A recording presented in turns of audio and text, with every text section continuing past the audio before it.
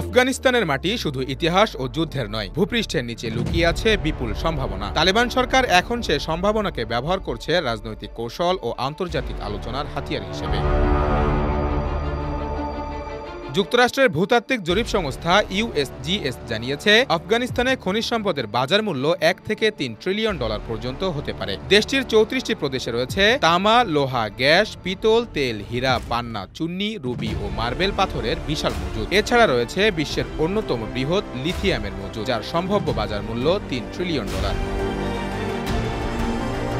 খনিজ সম্পদ ঘিরেই আফগানিস্তান আজ বিশ্বের অর্থনৈতিক মানচিত্রে নতুনভাবে গুরুত্ব পাচ্ছে। চীন ইতোমধ্যেই উত্তরাঞ্চলে তেল উত্তোলনে 25 বছরের চুক্তি করেছে। ভারত কাজ করছে তামা, ইউরেনিয়াম ও লোহার খনির উন্নয়নে। গ্যাস অনুসন্ধানে রয়েছে রাশিয়ার সহযোগিতা, আর বাণিজ্যিক যোগাযোগে জড়িত ইরান। সরকারি হিসেবে তালেবান শাসনামলে প্রায় $10 বিলিয়ন অভ্যন্তরীণ বিনিয়োগ ও $7 বিলিয়নের বেশি বৈদেশিক বিনিয়োগ হয়েছে। 1.5 লাখের বেশি নাগরিক এসব প্রকল্পে কর্মসংস্থান পেয়েছেন।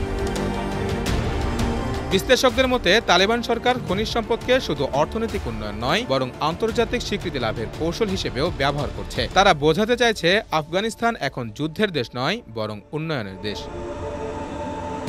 যুদ্ধের দেশ থেকে খনিজ শক্তির দেশে রূপ নিচ্ছে আফগানিস্তান। তালেবান সরকার এখন এই সম্পদকে অর্থনৈতিক উন্নয়ন ও আন্তর্জাতিক স্বীকৃতির কৌশল হিসেবে ব্যবহার করছে। সমস্ত সীমাবদ্ধতা সত্ত্বেও তারা বিশ্বে নিজেদের নতুন করে তুলে ধরার চেষ্টা চালিয়ে যাচ্ছে।